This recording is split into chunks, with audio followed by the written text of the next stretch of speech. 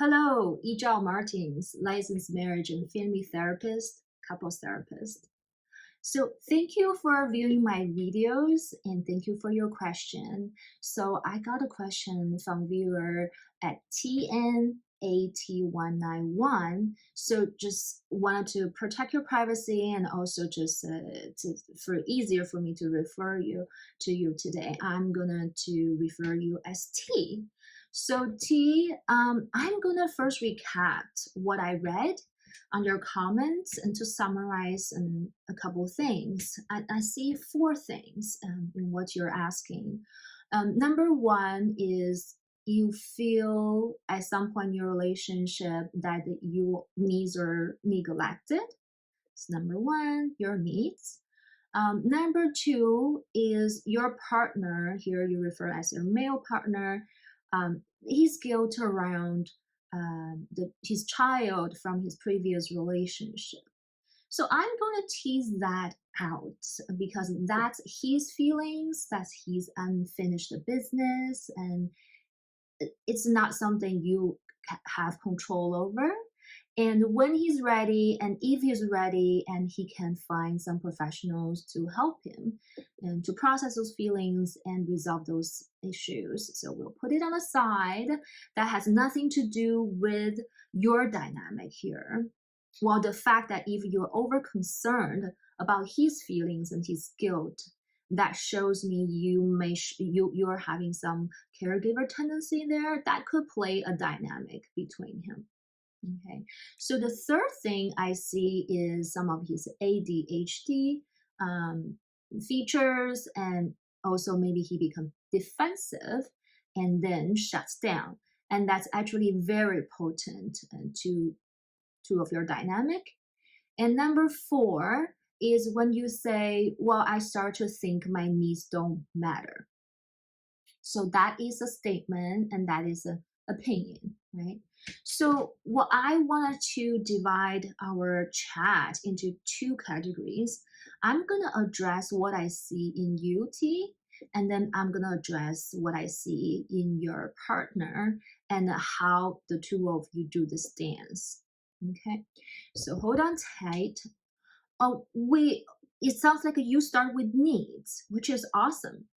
We human beings have needs, and when you choose to be in a relationship, a committed long-term relationship, you're actually almost signing up on this contract that you will meet each other's needs.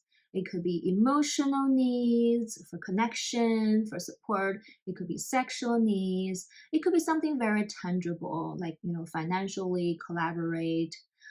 So if you don't talk about it, then you do not know consciously what each of your needs are and how you best to meet your partner's needs. You need to talk about how do I want my needs to be met, right? What's your love language, for example? So when you have needs, that's very human.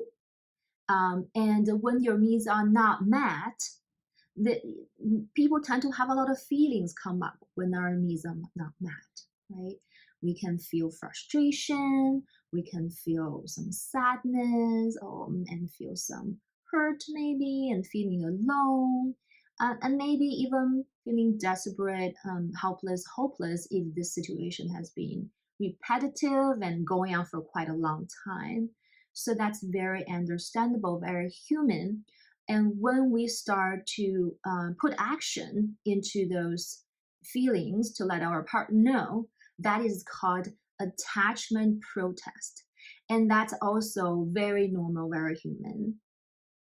So what's interesting to me is I don't know how you get from this attachment protest to the thoughts that number one, my needs are neglected. Number two, my needs are not met and maybe I'm not important. That's the underneath tone I'm getting. So I'm just guessing here. It's very challenging for me to provide any consultation based on only a couple lines and also only from one partner. Generally, I spend at least a joint session, that's a 100-minute session with both people, and then I meet each individually for one session, and then I give them a lot of assessment tools to fill out. And based on all this information, I have a general idea what's the dynamic and what can we do here. So I only now give you a talk for about 10 minutes based on a couple lines I read online. So it's actually very challenging for me. And I just want to acknowledge the limitation of this consultation. Okay, take it as grain of thought, just like inspirational, because you're not here with me. I cannot check in information to confirm it. So I'm taking some wild guesses here. If I'm wrong, then just acknowledge that I don't have that information. Okay. And take what's working for you. So I see needs not met, feelings, attachment, protest. All normal, all good. So, but when you jump into these thoughts, maybe my needs are not important, I feel neglected, that's telling me that you have a very young part. How come? Generally, when we talk about neglect, we talk about neglecting children, right?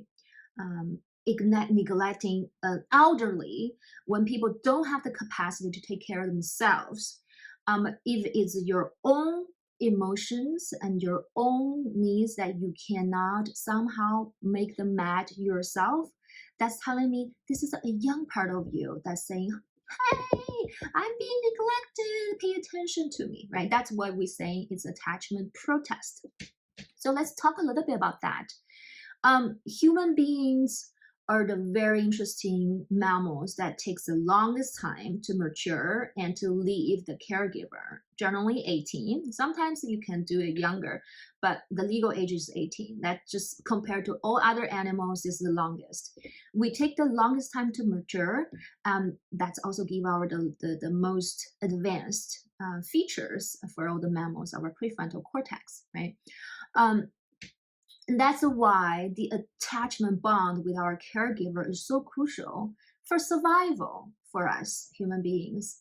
So when we leave our caregiver and we will form another new attachment relationship with our partner, that kind of trigger that part of our brain, the neural pathway to go there when we get deeply attached. The more attached you are, the more likely you have attachment protest when your needs are not met, when there's a rupture in the relationship.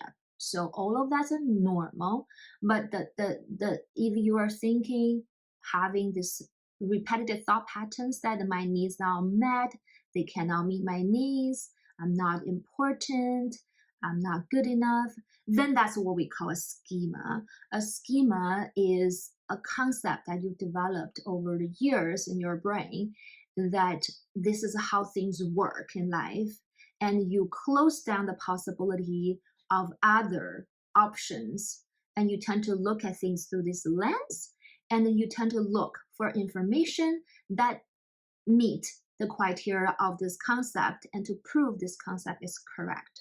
So you lose some neuroplasticity and you lose curiosity in exploring what might happen in the future, even in the same relationship when you have a schema. So this is what I see in you on this side, T, needs not met, attachment protest, and some schema, potentially. Now let's take a look at your partner on this side. So you said he has ADHD.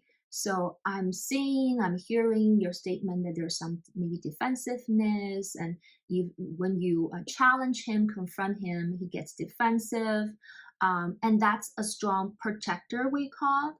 And that's also very human and normal to develop protectors so their inner vulnerable parts don't get overwhelmed.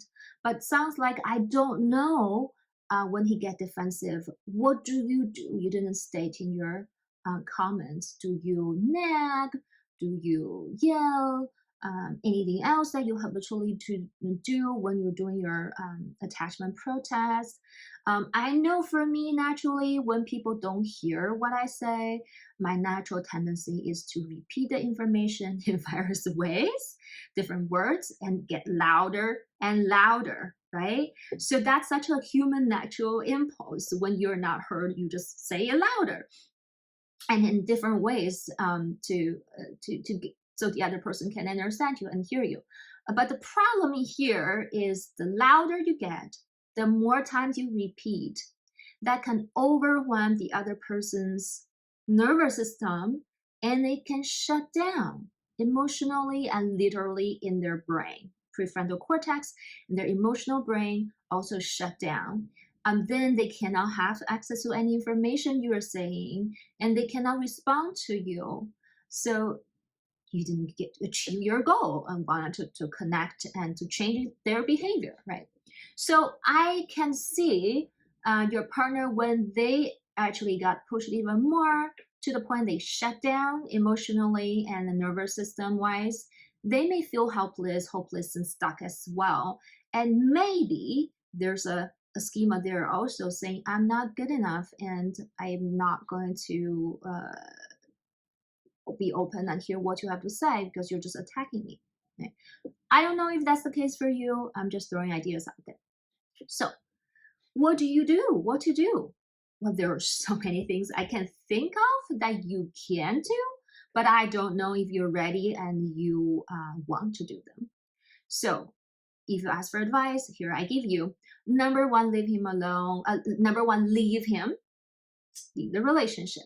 Find another person and repeat what you do, your pattern, and just do it over again. And then you may end up being with the same problem or other problems. And number two, you can genuinely turn inside, look at yourself and see your part and your role in this dance the two of you do. And you can change yourself. And then the whole relationship will change. Why? I keep saying that because based on systems theory, when there's a member in the system that changes, the whole system changes. There's no doubt about that. That's been proven by researchers. That is the rule of systems. That is the nature of system, just like the gravity thing, right? Three, none of you do anything. You keep the status quo until you get more escalated and nobody can tolerate anymore, and maybe you separate. That's another option. I really don't see any other options, do you? So if you wanted to work on yourself, what do? Well, you can listen to podcasts, you can watch YouTube videos, you can read books, and you can also find an individual therapist that help you with a couple things. Number one, thought patterns, and challenge your schema, working on schema.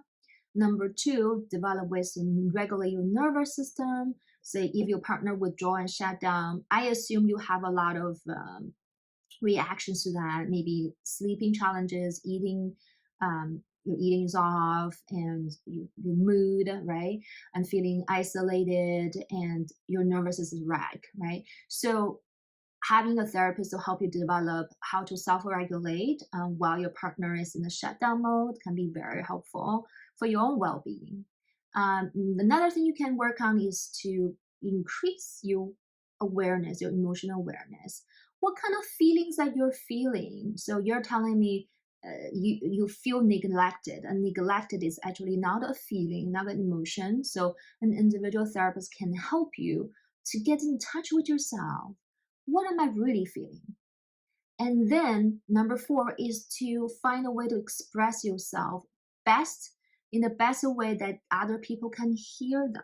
Right? Because we tend to just want to throw our ideas and feelings out there and doesn't care if the other person can receive or not.